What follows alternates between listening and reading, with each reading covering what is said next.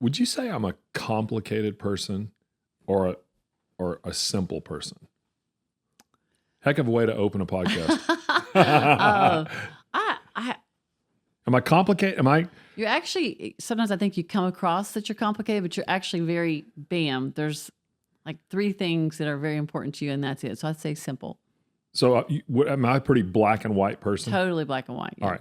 Would you say that you're a complex or a simple person? I don't know. I just have fun. I don't know what you would call it. I would say that you are very, what's the word you're multifaceted. We were just talking about this in staff, because whoever the person is that's in front of you, like you are just completely into it. But you can shift gears. It can be a very emotional moment, but then it can be a very fun moment. I can't shift gears as quickly as you can. True. Yes, I've found that out. Yeah. So I don't know if that makes me more complex or more simple. What is it? You think I'm more? It's just in different parts of your life. I can emotionally but by the way, welcome to the podcast. We're glad you're here. It's kind of complicated. When Jared, he was like, go. I was like, that was the thought that was on my head because of what we're going to talk about today. No, I think to be truthful, of course, having sons, and we don't need to, maybe we do need to jump right in here.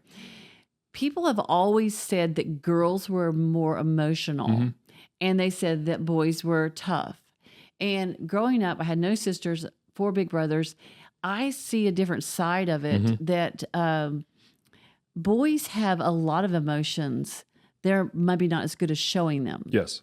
And so they just stuff it. And girls show every emotion. So basically you're free because you've given it away. You've shared it with people. Yeah. So people can, one of my pet peeves in teaching and with my children and my grandchildren, that don't be so hard on boys. They have the equal emotions. They should have the same respect, the same, like, I'm going to get on to you privately, like you would a daughter. And it's very important to know that they take it in deeply, and you might not know it, but you kind of hurt something deep down in them.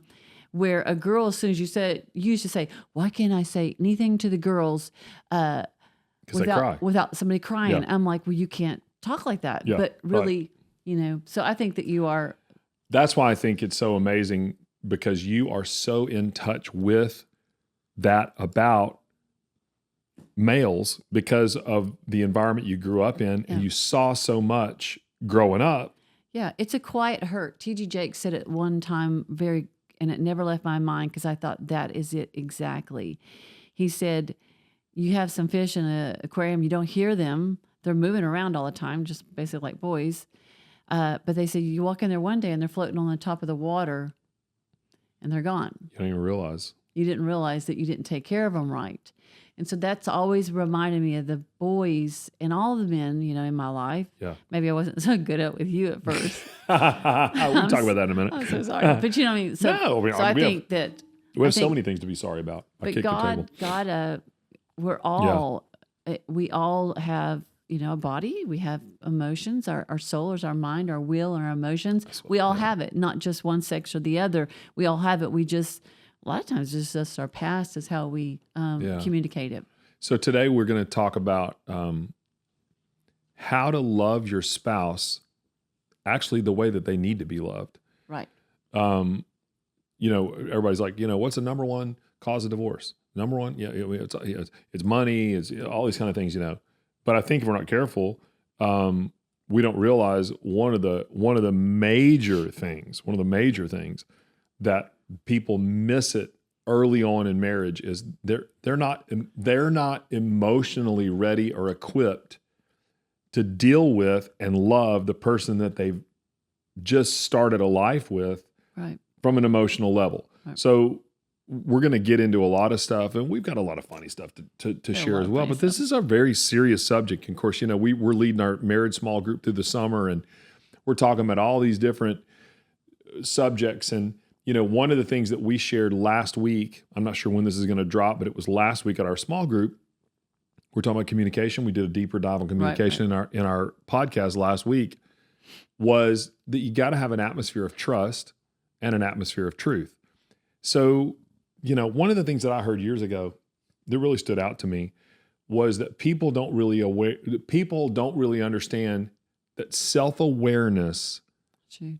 is such a huge gift to have, because it makes you aware of how you're perceived and how you're received. Mm-hmm. It's a gift to really know, because when you are self-aware and the person that you're in a relationship with is self-aware, then you have a place to be vulnerable. And self-awareness, healthy self-awareness between two people, Right.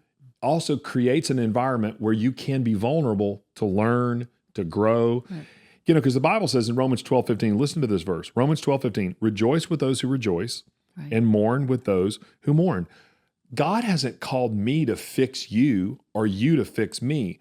What he's called us to do. Fix you? Fix you. What a great song, right? It's not fix you. But to join people in their pain. Right. I really struggle with that at first. Everybody does at first. And so today we're not going to talk about, we're talking about something that really can make or break a marriage. And it's not an extramarital affair, even though it is. And it's not money, even though it is. It can be. But, most of us come into a marriage only equipped to deal with the emotional side of relationships with our family's history of how we dealt with emotional things in our family. Right. And I would say this, every family doesn't do it perfectly. None of them. We all No. have really humongous emotional challenges. And when you talk about something like self-awareness, I always go back to the ridiculous early days of the American Idol auditions, back when Simon Cowell and Paula Abdul and Randy Jackson from we loved them. Yeah, so the early days of American Idol. Because if you remember, the best part of American Idol wasn't even the auditions that were on television. It was the ones that were just insane, right? Early on. And then they So would let fun. some of them come through like, don't you remember? Everybody really remembers William Hung. She bang, oh bad, Yeah, bad. and he That still made probably millions that's a off that horrible, stupid or thing. the guy pants on the ground. I mean, all that stuff was hilarious. They've actually made it so clean and It's kind perfect. of like and you sound like you wanted to try out. You're like, you got this going we've on. had friends that tried out. That's And right. we've had family members try out and get through. So the great thing about an audition, and even about being a part of a spiritual family, is that you want someone else to confirm your gift. Right, Are you a singer? right. Are you compassionate? You want to be able to have an atmosphere of trust and truth where you can go, hey, Maybe not. you're not really that patient. Yeah, and it's growth. I say It's it over growth. and over and over in Right. all of our marriage groups. Marriage, people think it's to make you happy. It can make you happy. Ooh, butterflies and blushing. But it's really made to make you holy. Yeah. When someone's that close to you, Yeah. and there comes the dog right there. Oh, When the someone's that close to you, they love you enough, and there is trust, but there is truth. Then that's when real change happens and real growth happens. Yeah. But until then, you are the center of your universe.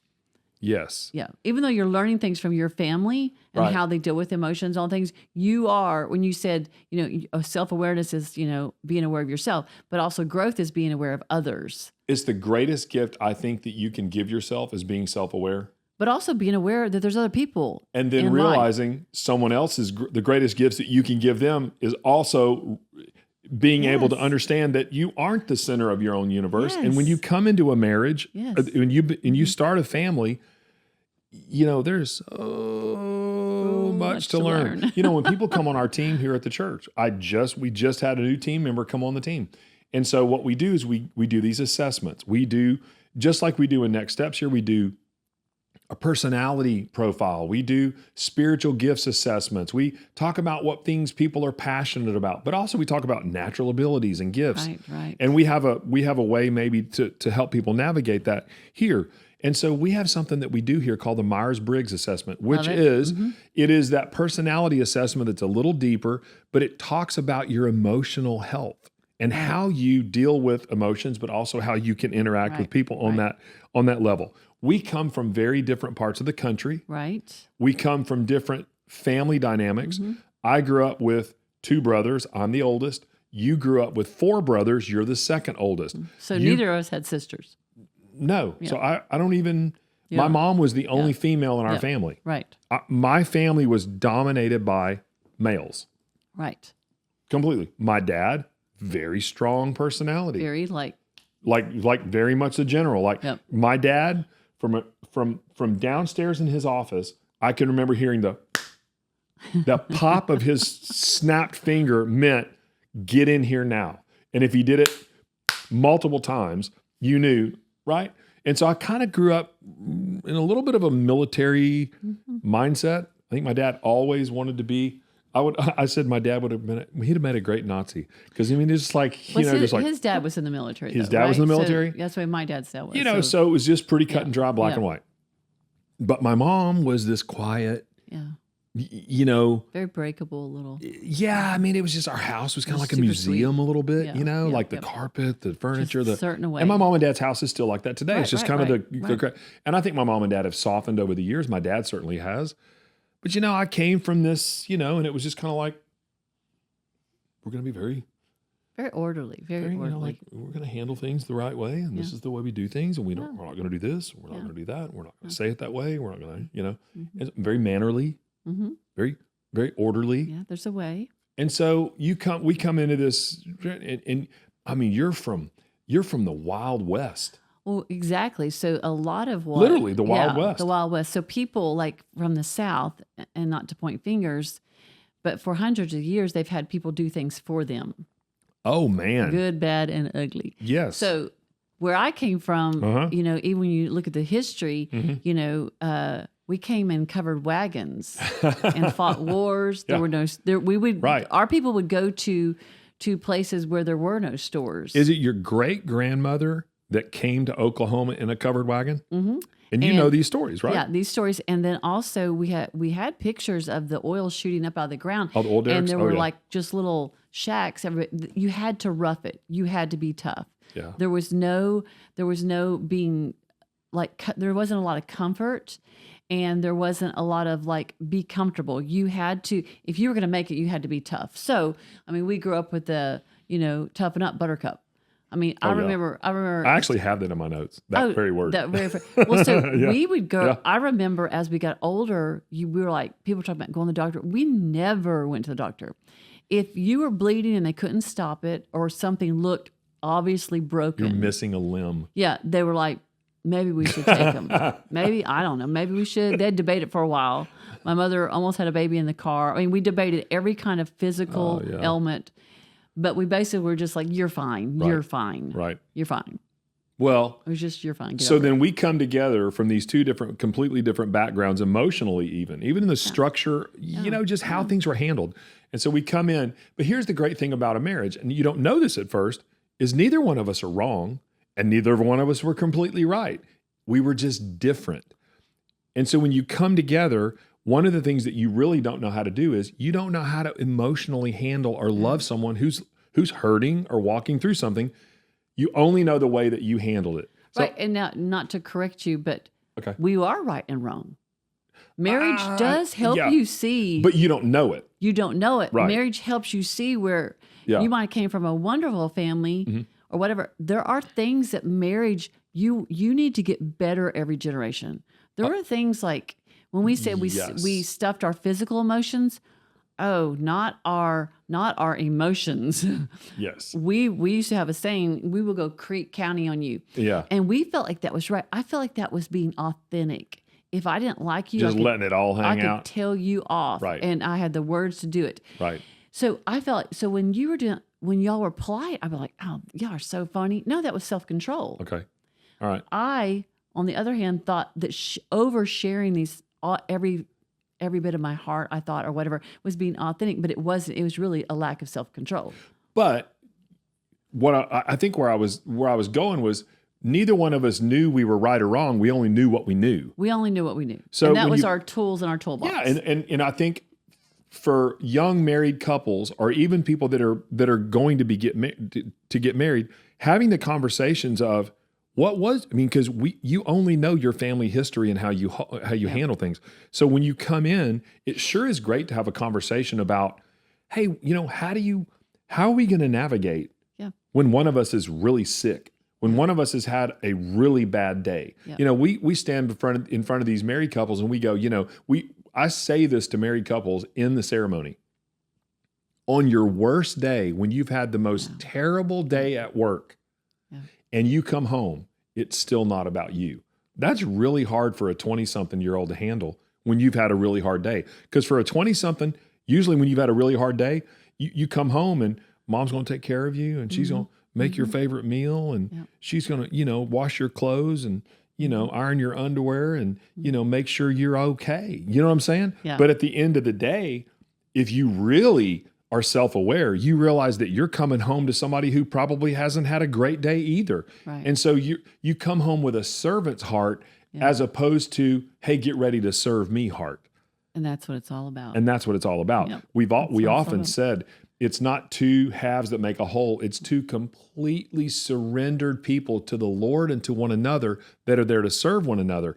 That's when emotional intelligence, that's when you really start to grow. Right. But it wasn't like that at first for us. No, you just go at it with what you know. Yep. And the real beauty of it is if you will be intelligent enough and spiritually mature enough to grow, grow. I pray you grow. Then you can be like, this isn't working. Right. So we were both using what we had in our arsenal or our handbag, whatever you want to call it, to fix problems. Right. And mine was to freak out. Mine was gonna freak out. Mine was to win at all costs. That's how I grew up. Yes, that's a good way to put it. But also, like, because I felt the same way at first. Like I wanted to win. Yeah, but whether if it was you an argument, were sick though, I was like, toughen up. Oh yeah. Good Lord, you're 6'5". Are we going to go there? Are we going there? Oh, well, it's all about empathy today. So, well, sympathy versus empathy, because there's a difference, and that's really the main. Sympathy, yes. Sympathy versus empathy. So we're going to go there. You want to go there? Yeah, we can. Well, you want to talk about sympathy first, or let's just go? So let's define them. Let's define them. Okay, let's do it. So sympathy. Let me for all of you that want to know the difference between sympathizing with someone as opposed to empathizing with someone. Sympathy is feeling sorry for someone, right? But you're also you're standing outside of their experience. Yes. Oh, I feel so sorry for you. Empathy is feeling with someone, not for someone, but with someone. Right. So what you're saying is, I'm going to enter into this world, and I'm not going to let you suffer alone. Right. That's empathy. Right. So, feel sorry for you. Yep. Empathy is like, I'm in it with you.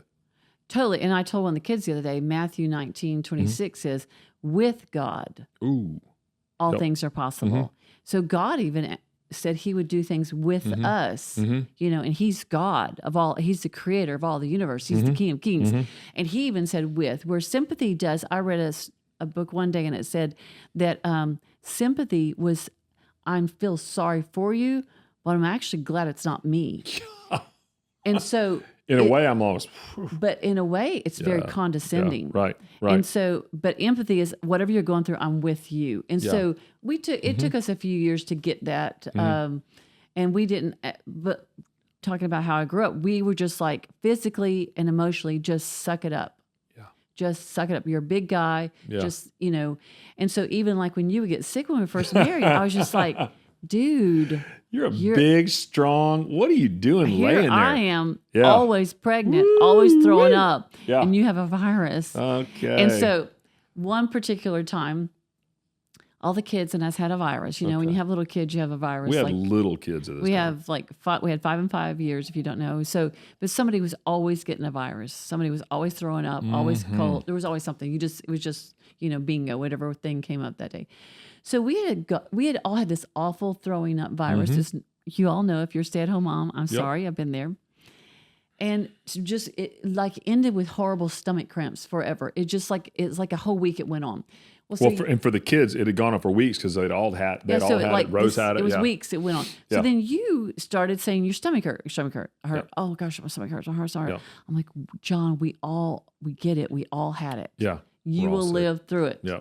You will live through it. And so you kept on. You'd wake days and days and days. You wake up at night. You call at work, and I'd be like, just take this for your stomach. Just seriously, dude. I was taking Tylenol, ibuprofen. My head was. I would go to work for those of you who know our story, we lived in a small town. Our house was here. Our business was here. I could walk back and forth. I could sit at my desk and look out the window and see our house. I was so sick. Can I tell the story? Yes. I was so sick. I would think, okay, she's right. This is ridiculous. I've got to get over this. It's a virus. Why am I just belly aching? I would go outside of the shop where I was, and I would go, I could see the house. I'd stand outside. I would try to throw up to try to make myself feel better because I kept thinking if I could just throw up, I would feel better. You know how that virus is, right? Right. And it just with my way of thinking, Yeah. like just toughen up, I'd be like, it seriously irritated me. I'm just gonna be honest. I can remember you said, John, look at Rose. She has had the same thing. She is in the floor playing with her toys, and you're going to work and you're just trying, get over it. I was like, golly. And all my brothers were like, oh, John, da, da, da, da. You were big and pregnant at the time, too, as well. Exactly. I was trying. I forgot about that part. You were big and pregnant. I was miserable all the time. You were doubly not as empathetic. I wasn't. I had no room for any more empathy for anyone. So I was actually kind of mean to you in a way. Early marriage, you are owning learn this big time. Wow. What? You're owning this I'm big tough. time. I'm okay that you are I was so emotionally healthy. Hey, I wasn't perfect then. I'm not perfect now, but at least I'm going the direction of Jesus. You have grown so much. So you just kind of whined around. I griped at you. And then one night you go, I got to go. Middle of the night, I was laying there big and pregnant. I had got up, gone downstairs and sat in the chair and taken a bunch of Tylenol just to which try. you shouldn't do. I know. So you go, I got to go to the doctor. I got it. And I'm like in the middle of the night, and I laid there and I thought. We were like an hour from the nearest I was like, ER. I don't know. Maybe it's like, I hear men have kidney stones. I thought maybe it's that. Maybe he needs to just go figure that out. So you drove yourself. Well, I said, take me to the hospital. And you said, John, I'm big and pregnant. We have I couldn't 4 other leave a kids bunch here. of We little can't kids. leave. You've got to. So I drove myself to the hospital. You drove yourself. You got halfway there and you said, you stopped because you pulled thought, over. I'm going to go home. This is not even a thing. Yeah. By the grace of God, he did not stop. Do you know this story? He went on to the hospital. Yep. I'm sorry again. I owe you some chocolate delight. He went on to the hospital and they said the relief you felt right there was probably your appendix rupturing. Or something. So when they got you on the table and cut in, they were like, it was rupturing or something. It was rupturing, but they said you probably got a little relief because it had just ruptured or whatever. So then they came out, my brother came and got me and drove me over there in the middle of the night. And they were like, we think it might be cancer. We don't know. This is before they cut me open, yeah. Yeah, they were like, my white cell count was just like, wow. Like through the roof. And you mean, it was guilt like no other. So, Jared, I did not have a virus. He didn't have. I actually had appendicitis. But let me tell you. So it made me learn that that's a mean way to look at people. It was just the way I was raised. I mean, of course, I loved you, and my empathy card was so full at that moment. But I really did start. Wasn't always I did start thinking, wow, people can die. It's not funny. You could have died. We grew in empathy. We grew in empathy. I realized it wasn't all about me. Right. It took me having to drive myself in the hospital. But can I tell you one thing? But he has loved this story for decades. I have. He shares this story with so many people. But let me tell you how I've grown in empathy. I watched this lady in just under 5.5 years have 5 children, 4 of them with no pain medicine, no epidural, no nothing. This is, bar none, the toughest lady I have ever met in my life.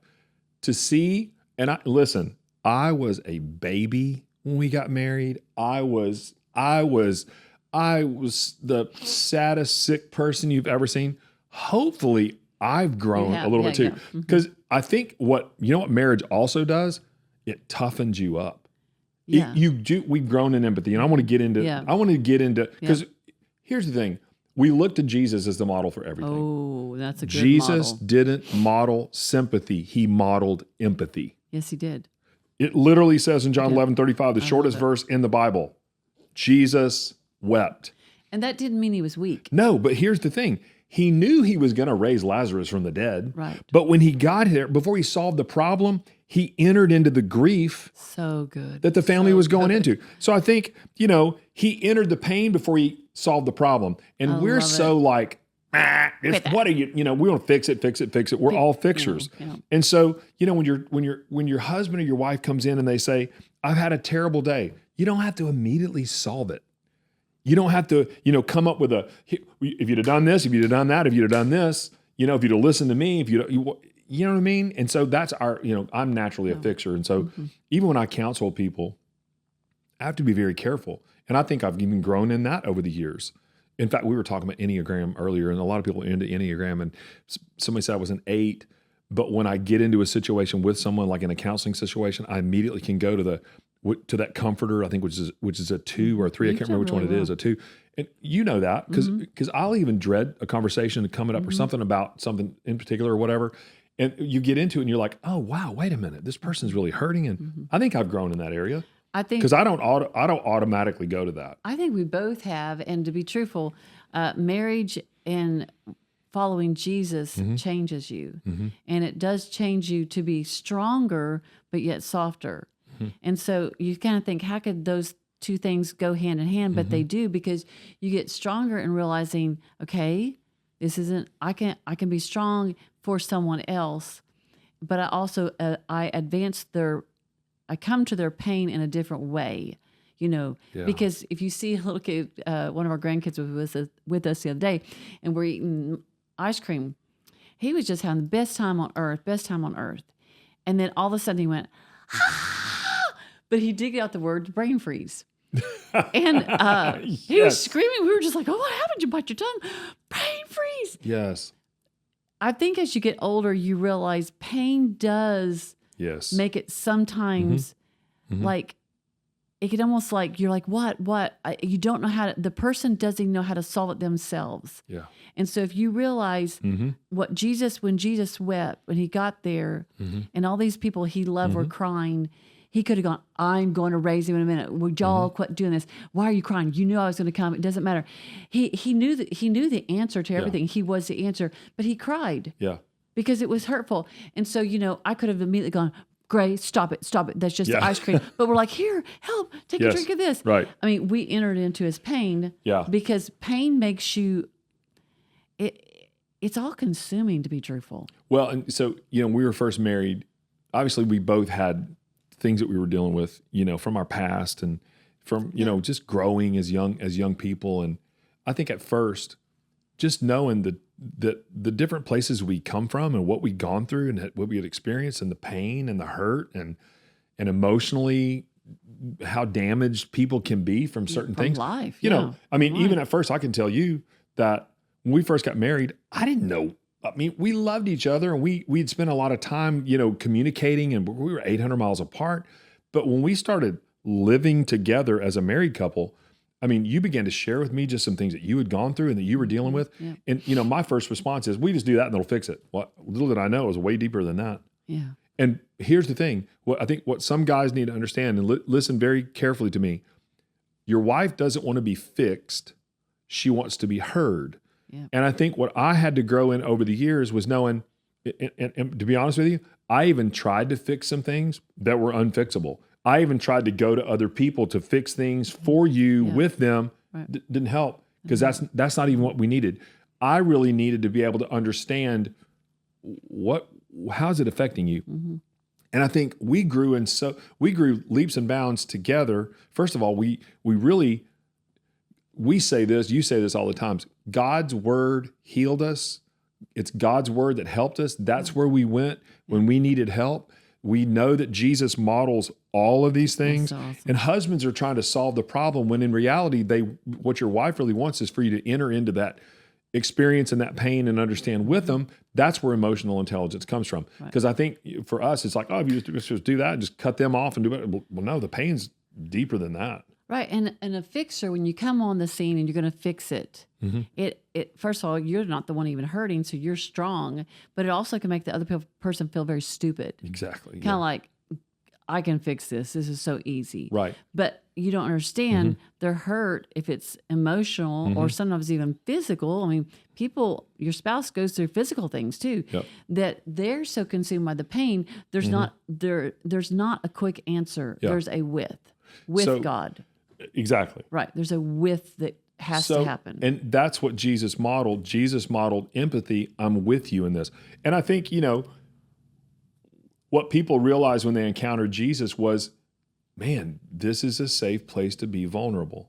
I can really unpack and I can lay on the table what I'm feeling, what I'm going through, how I've messed up, how I've been hurt, how I've been abused, abandoned, overwhelmed. And when you get to the place where you really do know that someone loves you that much and is so for you, and not I'm right or I'm wrong, you're right, you're wrong, we're in this together. Right. That's where that vulnerability comes in and we can really grow. And I think sometimes we don't understand that. But there are like practical ways.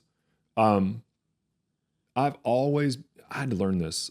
This was a hard lesson for me to learn. I'm a talker.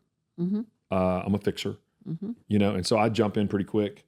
And, what I try to do is, we say this about my personality type. My personality type is I'm just waiting for you to stop talking so that I can tell you exactly, like, gosh, I've already got it figured out. I was really what you wanted me to do is listen to what was going on, right? And so listen before you solve it. Right. Listen before you speak. And guys sometimes don't do that.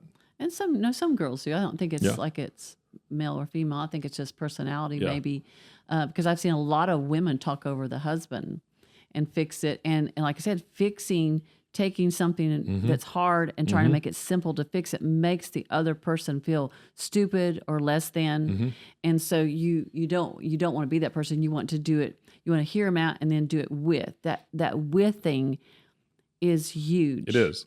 And that is what marriage is all about. When you look at the Bible, Jesus or God, they sent the 10 Commandments. Yeah. If you will live by those and live by, the laws of, sowing and reaping and harvesting, if you live by the laws of the Bible, you will be very, very successful.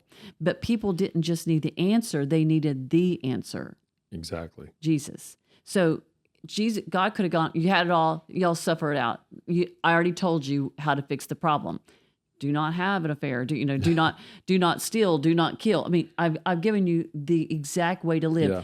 But that was written where he came in flesh. Right.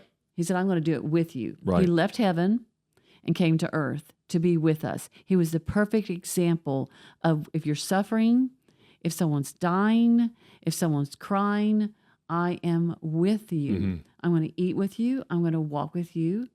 Didn't they say he walked within a 5-mile radius? It just was right. It was so close. Yeah, it was a little more than that. Yeah, I was talking to somebody right before we got in, and they're thinking they love teaching, but they got a job where they were making more money. And I said, I love all that. But I said, to me, there's just something about being with people. And Jesus was with people. That's how he could have built himself a kingdom on earth and set himself apart and just, shouted orders out. But he decided to be with people to show them how much he cared. So what I think is a great lesson for us to learn and to remind ourselves of it again is, people don't want evaluation. They want they want validation. So I'm hearing you, I'm understanding, I'm coming into your world. I'm trying to get into those circumstances and those emotions that you're feeling. And so you don't minimize things. You ask questions, you listen. Those are massive things, and then instead of, I can solve this, the question more so to ask is, do you need help? Yeah. Do you need help in solving this? Can we work with one another? There it is again, to work with you. Yep. And so Jesus just modeled empathy so beautifully. Yes, he did. He entered the pain. The Bible says that we don't have a high priest that doesn't understand. He did. That's so far removed that he doesn't understand what we're going through, yet he was tempted in every way, yet without sin. And so I think we have to remember that. So validate before you evaluate. That's right. I think that's huge. Yeah. Yeah. So I've got a couple of extra notes here that I wanted us to look at. And we've got funny stories and we've done so many dumb things, and we've been through, there's so many peaks and valleys, and we could share one funny story after the other. But I think we're coming up on 37 years of marriage. And what would you say? Can you boil it down into something, a lesson you think? There's so many different turning points that we've grown in. I had to learn that most of the time you just wanted me to be there. Yeah. It's simple. And early on, I just got pulled away so much. Yeah. Oh, right, there were right. so many. There were so many. It seemed like there's so many distractions and things that, guys. I mean, I'm not saying guys can't have fun and you can't have hobbies and those kind of things, but man, your greatest and highest calling is your wife and your family and your children, right?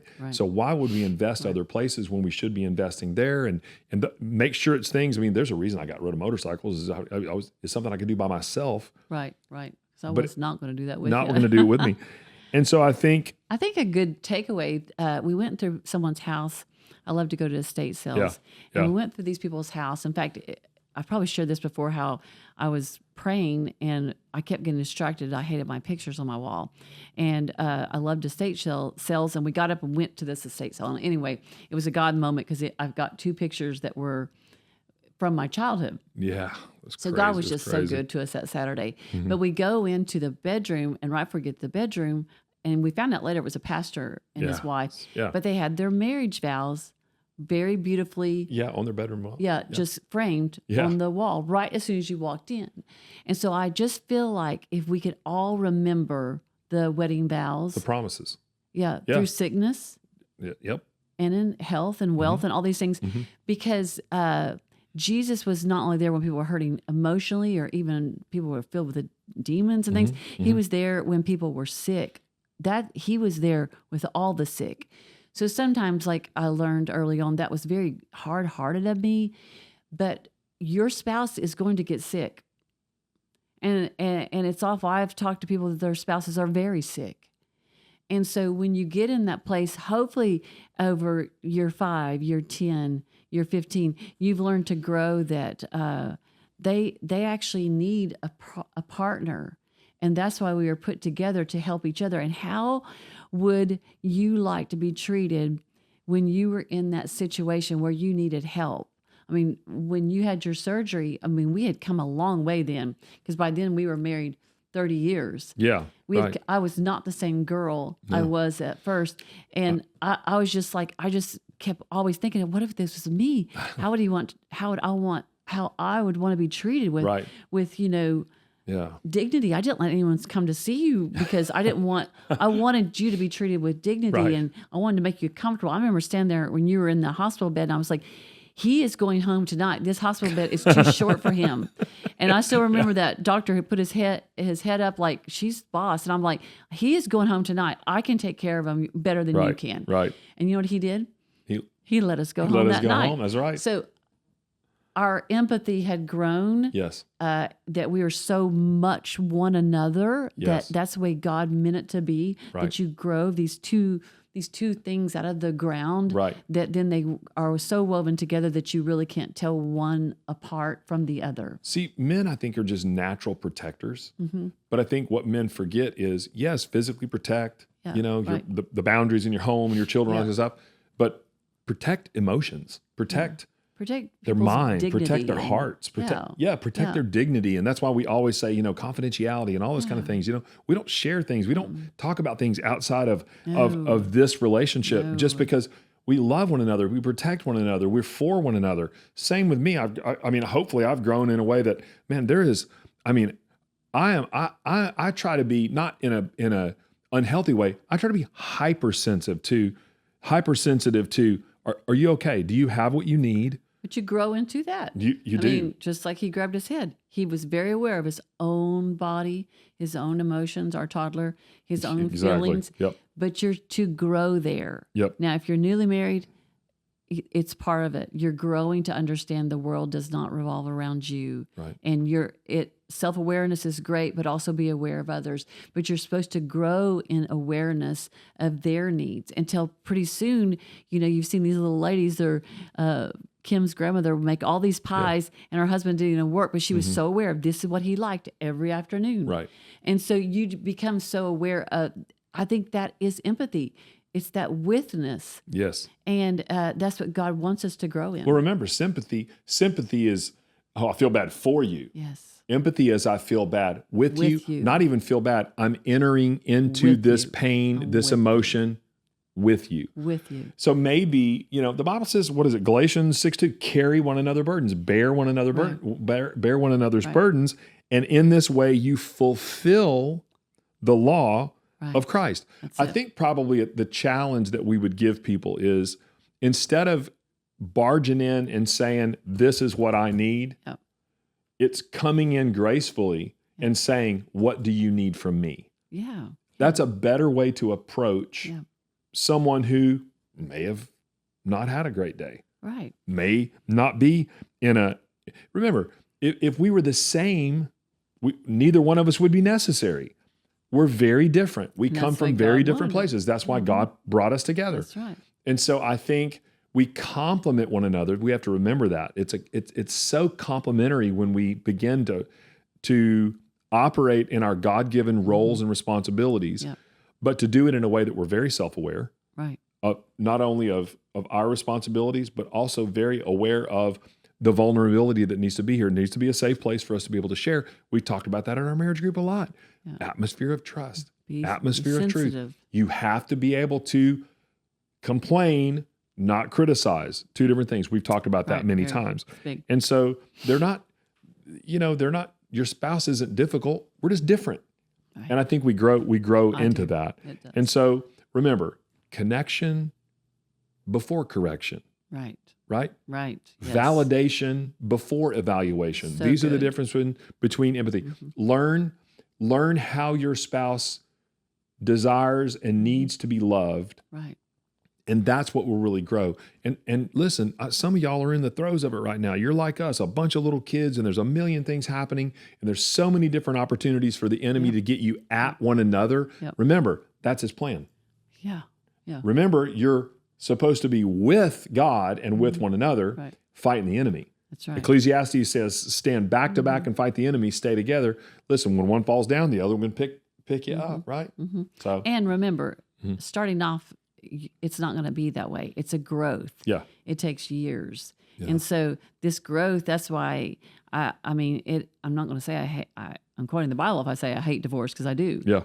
Because basically what happens at some point, you quit growing. And so God wants us to grow, but when you're newly married, it's not all right. 5 years, it gets better. 10 years, it gets better. 15 years, it gets better. So keep on growing. Don't be hard on yourself the way you were in the past. Laugh it off. Right. Talk about it. Forgive and forget. I mean, you can laugh about it like we do. We forgive and we still laugh about it. That was a contentious time when we were... Right. But, toughen up and grow and be with the person no matter what. Yeah. But just keep knowing that you don't have it all figured out at the first, but keep growing. Love isn't proven by how much you care. Love is really proven by how much the person that you love feels cared for. Oh, or you could have said, is there. Is there with you. So I love it. I think that's just some great reminders. So here's a challenge. Here's a challenge for everybody this week. It's not what I need from you. It's ask them, what do you need from me? And then grow. Give yourself listen, let me tell you something. We don't let just anybody join the worship team. There's an audition. And I think sometimes we need to have clarity. We need to have communication. Some of those, that vulnerability gives you the right to ask questions and to and complain and say, hey, this is when you do this, it makes me feel like this. And so remember, serve one another. Yeah. You got to serve somebody. You got to do it. That's what it says. All right. Well, that's Unscripted for this week. Thanks so much for joining us. Yeah. God bless you. Come see us at South Coast. Make sure you like, subscribe, share, tell somebody else about our Unscripted podcast. And we've been getting a lot of great feedback. And so come to church, join a small group. We'll see you soon. God bless you.